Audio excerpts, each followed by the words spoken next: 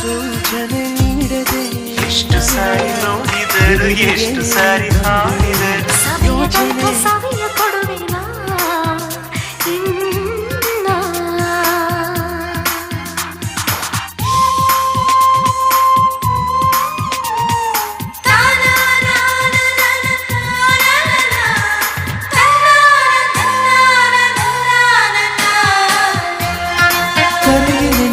ತರೆಯಲು ನಿನ್ನ ನನ್ನ ಕನಸಿನ ಅರಮನೆಗೆ ಸೆಳೆಯಲು ನಿನ್ನ ತೆರೆದ ಮನಸ್ಸಿನ ಸೆರೆಮನೆಗೆ ನಾನು